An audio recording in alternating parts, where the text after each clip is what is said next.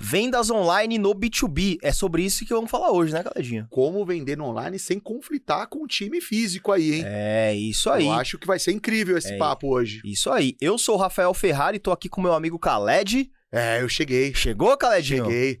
Com remédio de pressão, com remédio de ansiedade. Já de um episódio que a gente vai gravar, que vai ter só faixa preta aqui, eu tô ansioso. Então, você sabe que nesse dia aí, a gente vai rolar um pouquinho, né? Vamos sair na mão depois do episódio. Não virei mais.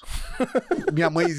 Vou ter que visitar minha mãe no asilo, Arcanzilo. Já vem com seu kimono, já. Não venho mais não. Não venho. Vai vir. Inclusive, o tema de hoje, Khaledinho, é muito legal, porque você trabalhou muito tempo com vendas, né? Cara, trabalhei com vendas. Inclusive na Sandler você B2B começou... e B2C, né, cara? É verdade, você começou no B2C e aí migrou pro B2B, né? Depois migrei pro B2B e foi uma fase bem importante, porque assim... A gente sabe que vender, né, é necessário para qualquer empresa, mas quando a gente fala de venda B2B, cara, é uma venda muito mais consultiva, né? É verdade. A depender do que você vende, né, cara, você... A parte de negociação, a parte da venda, da oferta do produto mesmo é um pedaço pequeno, né? Em comparação a todo o processo de relacionamento que você precisa construir ali, né? Eu tava acostumado a vender produto físico, né? De repente eu tive que gerar valor para vender... serviço. E aí foi um choque inicial, mas foi muito importante para minha formação, né? Porque nessa jornada eu descobri que não adianta só usar o PDF para vender e tá todo mundo empresas ainda usando PPTzão para vender, né? A gente tem que realmente falar do assunto que importa para quem tá do outro lado, né? Levar um conteúdo, levar segurança para que ele possa, de alguma forma, sentir que na jornada, na necessidade, a gente pode agregar. É verdade. No nosso caso aqui, a gente vende serviço, né? Então, realmente essa venda consultiva é uma parada que tem que existir mesmo. Mas Total. A gente vai abordar vários segmentos aqui, né? A gente vai falar de indústria, a gente vai falar de venda de produtos também Legal. No B2B, mas de uma maneira diferente ali. E a gente entende que tem representantes no meio do caminho, né? A gente entende que muitas vezes um distribuidor...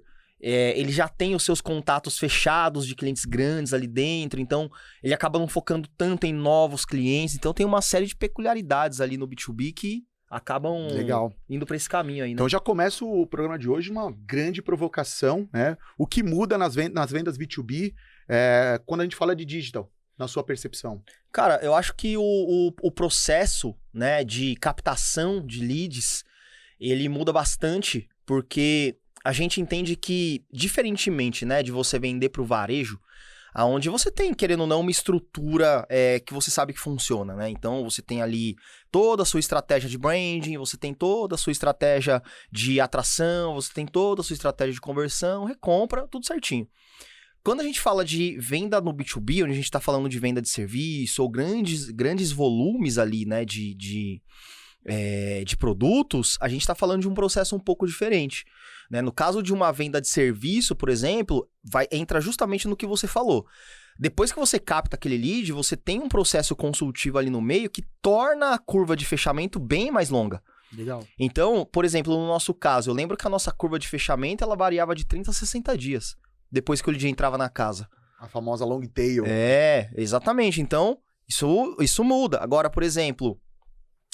você vai vender, sei lá, para uma empresa menor, né? Que ela tá entrando em contato com você, sei lá, para comprar embalagem, né? A gente tem um cliente aqui que vende embalagem também. É uma venda B2B, no e-commerce. Só que é uma venda mais direta, né? A gente trabalha a captação do lead e a venda como se fosse um varejo. Só que é uma venda B2B também. Só que detalhe... As pessoas que chegam com grandes volumes de compra nesse cliente, elas precisam falar com alguém, elas querem falar com alguém. Então, veja, existe o e-commerce, ela pode comprar pelo e-commerce, mas só que como estamos falando de um volume grande, ela quer falar com alguém, tirar dúvida, ver o tamanho, ver a faca, entende? Então, a maneira de construir a estratégia de atração e da venda muda, né? Entre uma venda B2B e uma venda B2C. Além disso, as estratégias de canais também mudam, né? Por exemplo, é uma estratégia bem interessante, a depender do que você vende, utilizar o LinkedIn para poder melhorar o brand da sua marca e captar leads que sejam qualificados para você, né?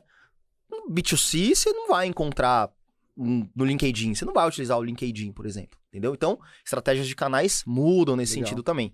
E estratégia de vendas também, né? Como eu falei ali, você tem todas as ações ali que envolvem a venda ou de um produto em grande escala ou de um serviço diferenciado, né? Mas em ambas, o relacionamento e o direcionamento assertivo da compra é importante. E a gente tem uma outra peculiaridade também no B2C, no B2B. No B2B é muito importante a questão da recompra. Normalmente o cliente que entra no B2B, de novo, a depender do que você está vendendo, ele se torna um lead seu que vai recomprar sem necessariamente você ter que ficar fazendo grandes esforços ali. Né? É um exemplo, por exemplo, dos representantes. Né? Os representantes, eles têm a carteira de clientes deles, que todo mês eles estão ali só tirando o pedido que os caras vão solicitando. Né? Então existem essas questões aí. Ah, legal. E até fazendo um gancho, né? Você falou algo que foi bem importante, que é o processo de decisão. Ele é muito mais longo, né? Mais longo. E como lidar com isso, né? Eu falo que para lidar com o processo de compra mais longo, criar relacionamento, como você também citou, é muito importante, né? Eu acho que quando a gente cria esse relacionamento, esse rapport, a gente consegue, às vezes, até encurtar esse período. Mas, se tratando de uma venda longa, né, de tomada de decisões, às vezes que não é só por uma pessoa, tem vários stakeholders ali no meio para tomar essa decisão, eu acho que é importante a gente ter um controle de follow-up bem aguçado, para que a gente possa deixar esse lead sempre quente, né? Aquecido ali. E sempre entender o momento dele, né? Às vezes eu vejo muito vendedor, principalmente no B2B, falando, pô, e aí, vamos fechar, bora vender, né? E não é assim. E não é assim, né? Então, às vezes, entender em que momento da jornada esse cara tá e mandar um conteúdo rico para esse cara, um episódio do podcast do Deep Dive, para ele entender que aquele problema não é só dele, mas tem uma solução para resolver, né? Às vezes, perguntar para ele, né, qual o tempo que ele precisa para tomada de decisão dessa venda, mas manter esse contato aquecido, né? Então, até para lembrar de você, né? E eu usava muita técnica para isso. Cara, eu acabava seguindo o cara no LinkedIn, e às vezes esse cliente B2B em potencial colocava ali um artigo, eu fazia ali, curtia o artigo, fazia um comentário, né, para saber que eu tô ali, que eu tô acompanhando, que eu entendo a dor dele, eu entendo a jornada dele. Era uma das táticas que eu tinha para manter essa venda quente nesse espaçamento de tempo que ele precisa dessa decisão, né? Mandava, como eu falei, esse conteúdo, né? Às vezes fazia aquele follow-up mais indicado ali, olha, tá precisando de algo, tá tranquilo, posso te ajudar nesse momento de decisão, tem alguma coisa que eu posso trazer para a mesa para te ajudar nessa tomada de decisão. E aí eu conseguia fazer esse follow-up de uma forma mais tranquila e objetivo, porque uma das tendências do vendedor, né, é não querer fazer follow-up porque ele acha que está incomodando. Mas, na verdade, se você tem um pensamento de que o que você está levando é bom pro cara, é uma ajuda pro cara, você vai tirar a empresa dele do ponto A pro ponto B, é muito mais importante. Então, você tem que ter essa mentalidade e acreditar no produto que você está vendendo, né, para manter essa long tail sempre aquecida, né? E eu acho que também sempre depende também, né, Khaled, você falou muito da etapa, né, da jornada da pessoa, momento da pessoa. Sempre depende muito em que momento que a pessoa chegou e qual a circunstância que ela chegou para você. Certo. Usando o nosso exemplo aqui mais próximo, os clientes, por exemplo, os leads que chegavam em você, que vinham a partir de uma aula que eu ou o JK davam, a curva de fechamento era muito mais curta. Total. Porque esse cara já estava pronto e a gente já estava validado. Então você queimava essas duas etapas aí, né? Total. Agora, o lead que chegava mais cru, aquele lead que só chegou pela necessidade que ele tem e sabendo que a gente tem um produto que resolve a necessidade dele, ele vai justamente precisar entender no detalhe quem nós somos e como que a gente vai resolver o problema que ele tem. Então você tinha todo esse período ali para poder trabalhar essas coisas na cabeça desse cliente. Né? Então, esse tempo de fechamento depende dessas questões aí também. Total. Né? E, obviamente, a qualidade do fechamento, e eu digo qualidade no sentido de você vender o produto que você tem ou o serviço de forma assertiva para evitar devolução ou churn, vai depender do tempo que você investiu e de como que você entregou aquele conteúdo de negociação até o momento que ele comprou. Porque se você não dedicou tempo suficiente nisso e não entregou pra ele as coisas que ele realmente precisava saber de fato, cara, ele vai comprar e ele não vai ter certeza se realmente aquilo atende ele. Ele só vai ter certeza quando ele comprar. E quando ele comprar, pode ser que não atenda 100%. Total. E aí ou você perdeu uma recompra, ou você vai ter um churn, ou você vai ter uma devolução. Legal. Aí eu acho que não é interessante. Rafa, eu queria abordar também, até para a gente pincelar de uma forma mais precisa, você falou um pouco do LinkedIn, né? Como canal digital, né, que funciona para venda B2B. Mas a gente sabe que também não só o LinkedIn funciona, né? A gente pode usar o WhatsApp para isso e a gente pode usar também as campanhas de mídia paga para atrair esse público qualificado também. Especialmente se for por intenção, né? Dependendo do que você vende, a intenção existe. Então, você tem que ter campanhas no Google também. Você tem que fazer trabalho em rede social. Ah, mas rede social eu vendo, sei lá, grandes volumes. Cara, mas o seu cliente está de alguma maneira na rede social. Então, você tem que ter estratégias, obviamente, falando de B2B, né? Você tem que ter estratégias que vão, de alguma maneira, pescar a atenção do seu lead nos canais que não necessariamente são voltados para a venda do seu produto, como é o caso das redes sociais, no caso aqui do B2B, mas complementar isso com ações em canais que são direcionados a isso, como é o caso do LinkedIn. Além disso, Khaled, você bateu num ponto-chave. É muito importante entender que não existem só esses canais. É isso. Para poder fazer essa captação e essa venda. A primeira coisa que a gente pensa é no LinkedIn, né? Vindo a B2B. Ou rede social, ou Google.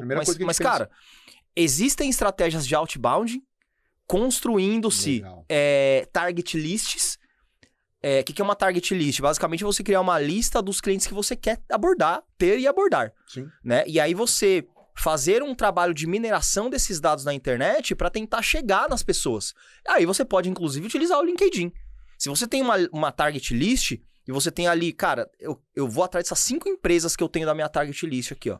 Primeira coisa que você vai fazer é o quê? Não estamos nem falando de mídia. Você vai entrar no LinkedIn e vai procurar as pessoas que trabalham nessa empresa. E aí, putz, beleza, você vai vender o quê? Você vai vender embalagem? Cara, quem que é o cara que tá no departamento de compras aqui? Você consegue saber isso. Você vai ver, busca esse cara, se conecta com ele, tenta interagir, tenta mandar mensagem, tenta um contato desse cara, entende? Então esse é um caminho também. Outro caminho é a partir de eventos e feiras, cara. Eventos e feiras, para você se relacionar com novas pessoas e novas empresas, é sensacional. É sensacional. A própria Vitafor, né? Quando ela vai em feiras, putz, ela faz muita venda em feira, né? Tem cliente nosso aqui do segmento de fitness que em feira vende equipamento fitness pra caramba, cara. E aí depois esse contato que efetuou a compra dentro da feira, vira uma compra recorrente depois, vira um contato recorrente depois. Né? Então é interessante saber que existem os canais de mídia paga e tudo mais, mas existem outros caminhos offline, vamos falar assim, que ao meu ver, tá? Pode ser que sejam até mais interessantes e tragam mais eficiência do que os próprios canais digitais, como esses exemplos aí que eu dei. Legal. E o importante também, o Rafs, o que eu gostaria de abordar é tecnologia, cara. Eu acho que hoje a venda, por muito tempo, se usou realmente, como eu falei no começo, um PDF ali, ou aquela pasta, né? Onde o cara apresenta o portfólio. E a gente entende que cada vez mais é necessário a gente entrar. Mesmo quando você tá ali no físico, né? Cara, você apresentar teu cartão e ter um QR Code ali onde vai abrir uma LP, né? Falando de quem são os seus clientes, falando do porquê esse cara tem que comprar o teu produto, é uma outra apresentação, é outra abordagem. Totalmente. Né? E aí, a pergunta que eu venho aqui, a provocação que eu venho fazer eu conversei com muitos vendedores B2B e falo, cara, mas o B2B cabe pro e-commerce? Eu posso vender no B2B através do e-commerce? A landing page ainda é efetiva para esse tipo de venda? Né? E eu queria abordar esse assunto com você, a gente descer até escorrer, né, o nível de hierarquia de falar, não mude, né, a sua estratégia. É que aí a gente entra num ponto nebuloso que sempre envolve as empresas que estão mais maduras até que não, né, nesse sentido, né, maduras tecnologicamente na questão do B2B. Mas é que quando a gente entra nisso, a gente entra num ponto sensível que é o conflito de canal, que muitas vezes isso acaba envolvendo. Então, por exemplo, a gente vê isso principalmente em indústria, né? Total. Ou distribuidores e tal. Total na indústria. Muitos desses caras, eles são dependentes de representação. Representantes para poder fazer a venda deles. E o que é o e-commerce? O e-commerce é um vendedor também. Só que é um vendedor que tem conexão direta com o cliente. Então, para muitos representantes, e dependendo do modelo que você adota para dentro da sua empresa, o representante vai achar que aquilo é um concorrente dele e que vai tirar a venda dele. E dependendo do modelo, cara, que você adotar, vai mesmo. Vai mesmo. Concordo. Então, assim, precisa levar em consideração qual de fato é o modelo que você quer abordar. Você quer ter um e-commerce B2B que substitua o seu time de vendas? Ou você quer ter um e-commerce B2B que agregue ao seu time de vendas? Aí vai depender do que você quer. Se você quiser a primeira opção, você vai ter que ter uma plataforma de e-commerce com as regras, que a gente vai detalhar daqui a pouquinho essas regras, tudo bonitinho, onde você vai fazer um trabalho com o seu cliente e aí você vai mostrar para o seu cliente que todo mês ele pode vir, entrar aqui, fazer a comprinha dele, montar o pedido de maneira automática, ele recebe uma notificação de quando chegar o dia ideal para ele fazer a compra, aí é tudo automatizado. Você pode chegar nisso. Se você escolhe o primeiro modelo, você precisa ter uma plataforma de e-commerce que faça isso também, só que isso não vai ficar na frente necessariamente do seu cliente. Dá para o seu representante fazer uma compra pelo cliente na plataforma, e aí é como se fosse uma venda assistida, ou o cliente pode fazer a compra direto pela plataforma, mas a venda de alguma maneira tem que ficar atrelada ao representante. Aí o representante utiliza a plataforma como ferramenta de vendas. Que seria o supra-sumo, né? Esse é o mundo ideal. O mundo ideal. Mas isso na nossa visão. Às vezes para a empresa não faz sentido. Por quê? Porque ela quer mais margem. Ela não quer pagar a comissão pro cara. Concordo. Mas se ela estiver pensando só em margem, eu acho que é aí que tá o erro. Se ela estiver pensando na riqueza dos dados que isso vai trazer para ele, por exemplo, na recorrência, o que esse cara compra, qual o período que ele compra. Né? Cara, ele tem ali uma mina de ouro. E se ele entrega essa ferramenta aqui, né? Essa plataforma como essa ferramenta estratégica pro representante, o representante vai conseguir focar no quê, Khaled? No relacionamento. No relacionamento. A ferramenta vai ser só um tirador de pedido. E outra, a gente já presenciou muito isso. Quando a gente fala de representante, especialmente empresas que vendem em grandes volumes, eu sou um representante. Cara, eu tenho o meu cliente que compra de mim 2 milhões, eu tenho o cliente que vende 1 milhão, eu tenho o cliente que compra 500 mil. Putz, e tem os clientinhos ali que compram 10, 5 mil. Você acha que eu vou dar foco em quem? Nos peixes grandes. Nos peixes grandes, cara. Certeza. Exatamente. Então, acontece muito de muitas vezes a empresa não fazer a venda pro menor porque o representante não tem tempo de dar atenção pra esse cara ou não quer dar atenção pra esse cara. Às vezes ele tá representando mais de uma empresa. Pode às vezes ele tá exatamente, e ele quer dar foco nos grandes. Com uma ferramenta como essa, você consegue aumentar a capilaridade dos clientes que você vai atender de duas maneiras. Ou você pode entregar isso na mão também do seu representante, e aí fica muito mais fácil de ele mandar isso para esses clientes que ele não quer perder tempo atendendo. Fala, não, beleza, um orçamento, faz o seguinte, ó. Entra nessa plataforma aqui, pode fazer sua compra, vê o orçamento, se tiver dúvida você me chama. Fica muito mais rápido do que fazer uma venda para um cara de 2 milhões, que ele tem que ir lá, tomar um café com o cara, conversar, entendeu? Beleza. O outro modelo é, a empresa pode ter um seller coringa. O seller coringa, ele só vai pegar esses clientes menores que os representantes não querem. Pronto, não tem briga. Entende? Então, os grandões, você quer atender o grandão? Atende aí o grandão. Só que eu vou pegar os pequenininhos aqui, ó. No montante, esse vendedor, esse seller coringa aqui, pode ser que venda mais do que os outros que estão vendendo ali pros peixes grandes. Pode ser, cara. Começar a tratar dados, então, isso aí duplica, triplica. Exatamente. Né? Obviamente, estamos falando aqui, sei lá, pode ser que esse cara aqui grandão tá vendendo 1 milhão com 2 pessoas, com 2 clientes, e aqui tá vendendo 1 milhão com 10. Mas beleza, é dinheiro no caixa da sua empresa ou indústria que tá entrando. Aí é você arrumar o seu time operacional e logístico ali para dar conta dessas entregas. Total. Mas veja, dessa maneira você consegue resolver essa questão do conflito de canal. Aí a gente entra na questão de tecnologia. Beleza, Rafa. Então, se eu vou entregar isso na mão do meu representante, para ele ser comissionado, como que eu faço isso com a plataforma? Aí vai depender da plataforma que você contratar e do modelo que você vai utilizar. Pode ser que você crie uma espécie de ambiente de afiliado para esse revendedor, onde ele tem um link da loja dele com os produtos que estão atrelados a ele. E aí toda a venda que vier de lá, porque ele vai mandar esse link para o cliente, você sabe que é do seu representante X. E aí no final do mês você pode fazer o consolidado e pagar a comissão dele. Inclusive, falando de tecnologia, você já pode fazer um split direto pra conta desse cara. Entende? Então, essa é uma maneira, tá? Mas aí sempre vai depender da questão da plataforma, da tecnologia que você vai utilizar, né? Perfeito, Rafs, perfeito. Cara, a venda B2B, assim, no meu ver, a gente sabe que a indústria 4.0 tá aí, né? Então, as empresas, elas entenderam a importância de conectar com o cliente final e elas estão buscando isso cada vez mais. Então, elas estão investindo na questão de plataforma, elas estão investindo na questão de tecnologia no geral de meio de pagamento, né? Então, vender hoje para o cliente final não é mais algo tão incomum, né? Tá cada vez mais comum, né? Falando desse representante, quando ele utiliza, quando você falou, esse ecossistema a favor dele, ele pode também potencializar as vendas. Sim, ele aumenta a capilaridade de entrega, né? O que eu falo que a venda, ela é muito visual, né? Quando você chega com um catálogo impresso, é uma coisa. Quando você abre um iPad lá e mostra vídeo daquilo funcionando, ele toma uma outra potência de venda, concorda comigo? Exatamente. Então, se ele não se adaptar a esse estilo de venda, ele vai acabar ali, de alguma forma, ficando a ver navio. Concorda comigo? Não, total. Eu acho que aí entra, de novo, na questão da tecnologia da plataforma.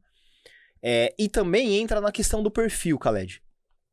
Pode ser que, por exemplo, eu já vi os dois casos, tá? Tá. Pode ser que seja realmente necessário a plataforma B2B, ela ser extremamente trabalhada com foco no produto. Então, uma descrição muito bem detalhada, muito vídeo, muita foto. Por quê? Porque o perfil daquele cliente precisa disso para tomada de decisão da compra.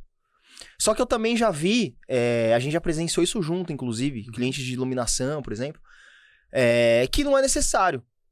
Porque o cliente já conhece o produto, porque ele tem contato com os fabricantes, né? E muitas vezes você é um revendedor. Já conhece o produto, ele não precisa desse detalhamento, ele só precisa de um tirador de pedido. Então, o layout é mais simples, o conteúdo do produto é mais simples. Basicamente, o conteúdo desse produto é foto do produto, tem alguns que nem foto tem, mas a referência, que é o mais importante, a referência do produto, o nome do produto e o preço. Alguns não tem nem descrição, entendeu? Condição de pagamento. Então, eu já vi os dois casos. Aí, de novo, tá, qual que eu abordo? Não sei. Depende do seu cliente, né? Depende da empresa ou das pessoas que vão comprar de você. Se elas precisam de conteúdo rico, você tem que fazer. Se esse não for o core, se não for necessário, porque as pessoas já sabem, já conhecem o produto, cara, talvez um layout mais simples, mas voltado no X ali que facilita muito a compra e a recompra pro cara, seja mais interessante. Legal. Você acha que dá para escalar a venda B2B da mesma forma que a gente escala a venda B2C? No digital? Eu acho que até dá, mas é diferente, né? No B2C, e eu digo isso com propriedade porque esse cliente de embalagens que eu comentei com você, ele tem os dois, né? Ele vende ali pro B2C e ele vende também pro B2B. Então ele vende em pequenas escalas e grandes escalas. Obviamente, a gente não consegue ter o mesmo volume de vendas no B2B que a gente tem no B2C. Porém, o volume de vendas é muito maior, né? Então, você precisa pensar se realmente você quer escala de vendas no sentido de quantidade de vendas, ou se você quer escala no sentido de faturamento.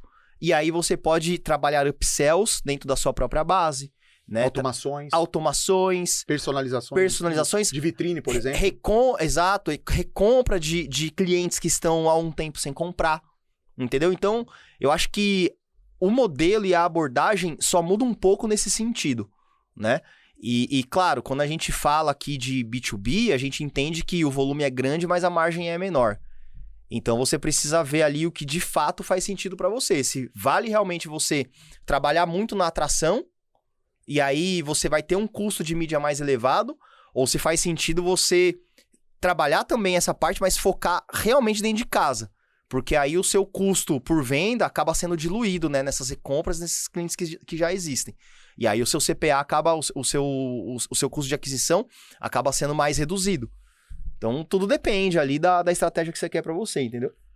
Rafa, na sua opinião, quais são os principais erros, né, que a gente começa a cometer quando vai digitalizar essa venda B2B? Cara, eu acho que a gente pode listar alguns aqui. Eu acho que um deles pode estar relacionado a não entender o que de fato precisa ser digitalizado. Boa. Então, por exemplo, putz, beleza, eu vou digitalizar o meu departamento de vendas aqui. Cara, digitalizar não é dar um tablet na mão do cara só. Entendeu? Não é isso. Isso vai dar um corte bom. Digitalizar não é só digitalizar dar um tablet, entendeu? Digitalizar... Faz sentido, cara. Eu acho que o ponto mais importante, né, para você que realmente vai digitalizar o seu processo de vendas no B2B, é entender os processos e automatizar o máximo possível desses processos. Aí você só consegue isso com plataforma, com sistema, com planejamento, né? Você é um cara que está, por exemplo, estruturando todo o nosso processo dentro da agência. A gente só consegue hoje escalar vendas e colocar produtos, clientes dentro de casa com qualidade, por quê? Porque tem processos bem estabelecidos, certo? O que a gente estava conversando lá fora? O que você quer fazer? Você quer deixar tudo automatizado. Praticamente. Quanto mais automatizado, melhor. É a mesma coisa. Quanto menos você depender de trabalho manual em coisas que são simples, mais tempo a pessoa vai ter de se relacionar com o cliente, mais oportunidade ela vai ter de fazer coisas que vão realmente agregar valor e menos maçante vai ser esse processo, mais curto vai ser esse processo. Né? Então, se eu fosse trazer aqui os principais erros, eu acho que esse talvez é o principal. E aí, se eu fosse trazer uma recomendação, seria pensando em tudo isso aí que eu falei, cara. Cara, e esse processo, o que é importante do processo, né? É criar a 3 e 4 mãos, né? Não adianta você pensar com a cabeça de quem tá na ponta. E aí eu falo que, assim, a gente tem você falou uma palavra muito interessante, que é o conflito de interesse ali e o conflito de canal, né? O representante, ele olha o digital como um concorrente, né? Mas quando a gente coloca a cultura do digital na frente dele e explica para ele que é muito mais uma ferramenta de apoio do que um concorrente, eu começo a trazer ele para perto, né? E para desenhar esse processo, é importante que você entenda a jornada dele também. Total. Né? Principalmente quando o vendedor do produto ele está de porta em porta. Né? Ou seja, ele está batendo ali, ele está conversando com um gerente, ele está conversando com o departamento de compras pessoalmente. Né? Entender esse fluxo para que cada vez mais você consiga moldar esse digital realmente como ferramenta para ele, e não como um concorrente. Exatamente. Né? E assim, eu vou em outro ponto também, Khaled. Não adianta também você querer desenvolver uma cultura para que isso aconteça, mas no final o seu representante não receber por isso, não se beneficiar com isso. Que é o maior medo do representante B2B ou do vendedor B2B. Exatamente. Então não adianta você chegar pro cara e falar assim, ó, eu tenho essa ferramenta agora aqui que você vai utilizar, mas ó, não vou te comissionar. Beleza? Eu vou pagar um fixo, ou então eu vou pagar uma comissão fixa aqui pra você, que vai ser menor do que o cara ganharia. Cara, não adianta. Aí ele vai continuar enxergando essa estratégia como um concorrente dele. Então, assim, você tem que ter ferramentas dentro do seu processo para poder fazer com que os variáveis, todo o sistema de comissionamento que ele tenha e a facilidade de vendas compense. Não tô dizendo aqui que, então, pô, eu já vou ter embarcado aqui toda a tecnologia por trás, já vou ter esse custo, vou ter que ficar pagando comissão alta. Cara, não tô falando isso. Aí é o seu modelo, você que vê o seu BP e você que vai entender isso. O que eu tô dizendo é que, se não valer a pena pro seu consumidor e pro seu representante, pro seu revendedor, ele não vai abraçar a cultura que você quer passar. Entendeu? Então, ou ele... E quando eu falo valer a pena, não é só ter qualidade ali, não é só isso. O cara ganhar dinheiro também. No final, todo mundo trabalha por dinheiro, entendeu? Total, todo mundo tem meta, isso, né? Todo mundo tem meta, né? No final, tem que valer a pena. Se o valer a pena e fazer com que ele ganhe mais ou ganhe o suficientemente dentro do que tá fazendo sentido ali pra ele, seja diminuir a comissão, mas a ferramenta vai possibilitar mais fechamentos, beleza, se ele estiver de acordo com isso. Agora, se não for, você vai ter que entender que, cara, o cara não vai querer ganhar menos. Entendeu? Isso é um ponto muito importante. Então, assim, tem que valer a pena para os dois. A cultura vai ser muito importante, mas no final tem que valer a pena para os dois. Para a empresa e para o representante. Importantíssimo. Cara, eu tenho, assim, uma visão. A gente sabe a importância hoje de ter o conteúdo bem preparado e otimizado para cada instância da venda, né? Então, é aquilo que você falou. O cara, ele começou a jornada, ele veio pela tua aula, ele tá melhor preparado para receber aquilo, né? Aquela informação que você tem para dar, para tratar aquela dor dele, Sim. né? Mas a gente sabe que não é uma realidade de todos, né? Nem todos vêm pelo conteúdo. Como que você enxerga hoje a utilização do CRM, né? Integrado na venda B2B? Então, aí, esse também é uma questão que às vezes é complicado. Dependendo do modelo que você tem, aí tudo sempre depende do modelo. Falando de indústrias e revendas que trabalham com representação. Muitas vezes, o lead é do representante. Então, a carteira é do representante. Legal. A empresa ali, muitas vezes, não tem muita visão do que está acontecendo ali, a não ser dos clientes que estão realmente fechados ali, né? Agora, no nosso caso aqui, por exemplo, a carteira é nossa. Né? O lead entra, a carteira é nossa. Então, primeiro tem que avaliar qual que é o modelo. Mas, independentemente do modelo, ter uma estratégia de CRM dentro do processo de vendas B2B é essencial. Por quê? Porque aí você consegue clusterizar o perfil de cliente que você tem, você consegue clusterizar o tamanho desse cliente. Então, você tem os clientes que compram mais, os clientes que compram menos, e isso é interessante até para você trabalhar campanhas com essa base. Legal. Né? E aí, a depender da plataforma que você utiliza, você consegue fazer um pareamento do seu CRM com os clientes da plataforma. E aí você cria segmentações avançadas para, de repente, aplicar descontos diferenciados para cada cluster. Então, vamos supor que você tem cluster dos seus melhores clientes, dos seus clientes médios e dos menores. Cara, seu cliente VIP ali, de repente, tem uma condição diferenciada. Né? Ele tem um parcelamento diferenciado. Ele pode pagar em D mais 30, em D mais 60, dependendo do que você tem aí no seu modelo de negócio. Né? Então, no final, a estratégia de CRM é importantíssima sim. O que vai depender de como que você vai fazer isso, se é agregado com você, se não é, se os leads estão agregados com o time de marketing da indústria da revenda, aí depende do seu modelo de negócio e negociação com o seu time de vendas ali, de representantes. Tá? No final, isso que acaba mandando. Você acredita que o vendedor, o B2B raiz mesmo, aquele vendedor que está em porta mesmo, batendo, na sua percepção, o que ele precisava ter de soft skills para ter esse relacionamento mais íntimo com o digital?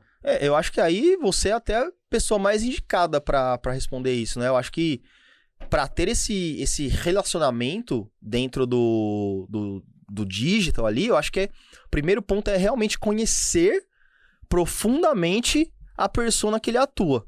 Porque lembra, em outros episódios a gente já falou isso. Você tá vendo uma pessoa ali, você quer se conectar com essa pessoa. Se você não sabe do que a pessoa gosta, qual é o assunto que você vai puxar com ela para chamar a atenção dela? Total. Você não vai conseguir. Então, a primeira coisa é entender profundamente quem é o público que você tá tratando ali dentro, né? E aí eu acho que você pode até falar um pouco aí das técnicas eu acho que a principal, eu provoquei isso para você, porque eu acho que o principal ponto é você se desprender, né? Da visão. Porque quando você tá ali no campo de batalha, todo dia, batendo em porta, você acaba criando um ritual, né?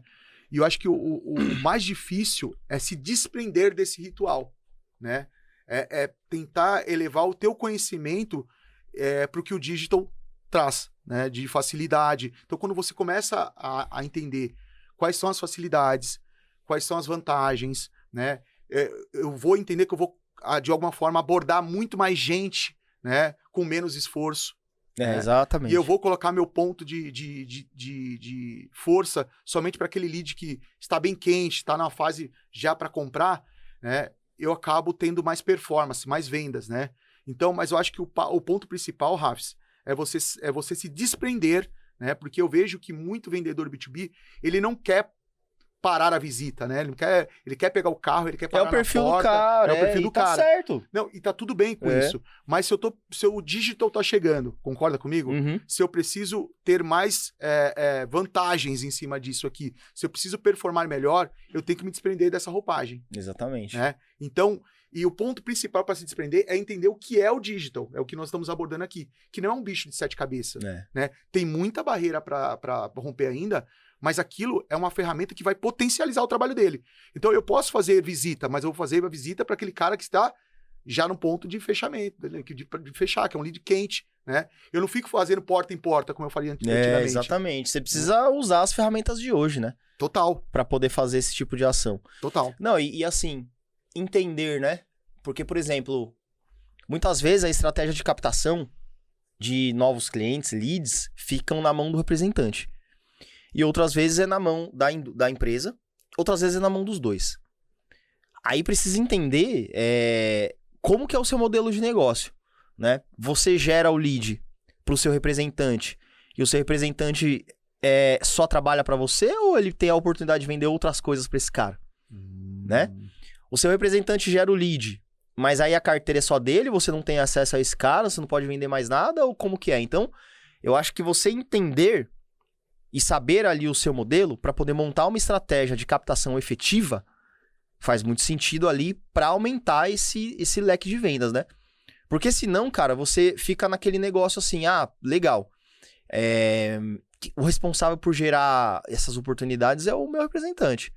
Mas o representante, muitas vezes ele tá confortável ali, já com a carteira que ele tem, não tá atrás de novos clientes, mas você precisa aumentar suas vendas, certo? Como é que você vai fazer?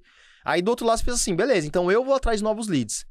Só que aí você vai atrás de novos leads e no final o que acaba acontecendo você leva isso pro seu representante e você não tem maneiras de controlar se o seu representante, o seu revendedor, tá atendendo de maneira eficiente para poder fazer essa nova venda para esse novo lead. Então você tem que ter ferramentas ali também, atreladas ao seu representante, para saber a performance dele. Não pode estar jogado isso. E aí eu acho que a tecnologia, né, cara, vai ajudar muito a gente nesse sentido. Diferentemente de anos atrás ali, né, onde você não tinha as ferramentas de hoje. Ô, Raps, e o que você acha sobre a precificação do B2B? Cara, aí eu acho que vai de negócio para negócio, empresa para empresa. Levando em conta aí no digital, a gente tem a questão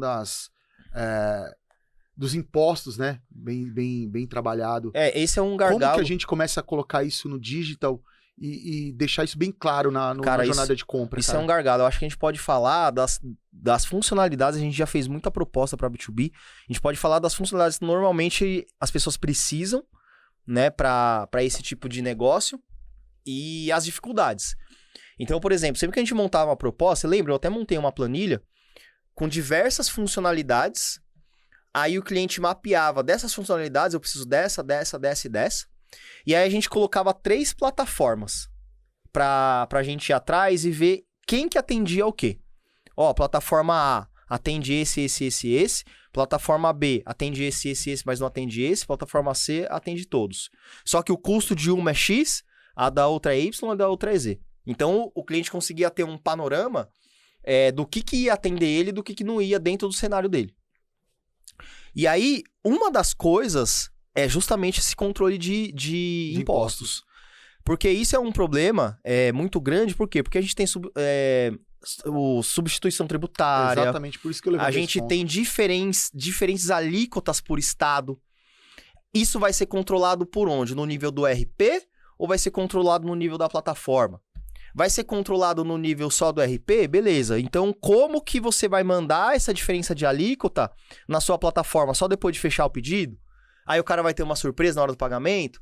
Ou não, você vai deixar tudo pareado, o cara já vê o imposto ali na hora que calcular a entrega, né? Então, cara, isso é uma funcionalidade que é bastante trabalhosa, é um dos gargalos, mas que nesse caso do B2B é essencial. Porque sem isso, você não efetua a venda. Se você não souber aonde está lastreado ali o seu centro de distribuição e para onde que ele vai mandar e qual vai ser a alíquota que você tem a partir dali, como que você faz? Você não consegue. A gente já pegou clientes que tinha base de entrega em 3, 4 estados diferentes. E aí tinha uma inteligência para saber, beleza, então, se a compra vier desse estado, sai de Minas Gerais. Se a compra vier desse estado, sai do Rio Grande do Sul. Se vier desse estado, sai, sei lá, de outro lugar, do Mato Grosso, de Goiás. Entendeu? Porque aí muda a alíquota, né? Dependendo de onde você sai e dependendo de onde você manda. Entendeu? Isso é uma estratégia até financeira também, porque vai envolver margem. Não vai fazer sentido. Se você tem uma base que o imposto para entregar naquele estado é menor, por que você vai mandar desse outro CD onde o imposto para sair daqui e para lá é maior? Só que, cara, veja, é uma engenharia, né? Como que você vai mapear isso tudo, cara, se você tem uma plataforma que não pensa nisso, entendeu? Cara, total. A gente abordou muitos pontos, Rafs, muito mesmo. Mas todos os pontos tem que ter um pai, né? Quem você acha que deve ser o embaixador, o cara que deve levantar a bandeira dentro de uma indústria e digitalizar essa venda B2B? Cara, eu acho que não é uma área só, A questão não. do marketing, a questão acho que não é uma da área- liderança, na sua percepção. É. Eu acho que assim, o ideal, tá? O ideal era isso estar debaixo do guarda-chuva de vendas, porque no final isso é vendas. Só que dentro do guarda-chuva de vendas, tem que envolver mais gente. Tem que envolver tecnologia, o departamento de TI, tem que envolver o departamento de marketing, tem que envolver o departamento de logística, porque aí a gente tá falando de entregas ali também que vão ser ampliadas nesse sentido, e tem que envolver também o departamento financeiro, para tratar da questão dos impostos junto com todas essas partes aqui que a gente falou. Então, os principais stakeholders que eu entendo na hora de pensar em um projeto de e-commerce para o B2B dentro de uma empresa, de uma indústria, é esse aqui, entendeu? Pelo menos. Ah, você pode envolver outras áreas de produtos, pode envolver outra... Pode, mas essas aqui são as principais. Pelo menos para o desenvolvimento do projeto, essas daqui são as principais. E, cara, uma coisa que eu acho super importante, muita gente não vê valor nisso, e esse é o motivo de muitas vezes o projeto atrasar, se perder, não ser entregue da maneira correta, que é o quê? A gente falou aqui de algumas coisas, certo? Mas pode ser que o seu plano de negócios envolva uma série de peculiaridades. Pode ser que você queira, por exemplo, um projeto que tenha determinados clusters, cada um tem uma política de preço diferente, cada um desses clusters estão atrelados a um estoque diferente, a um CD diferente, certo?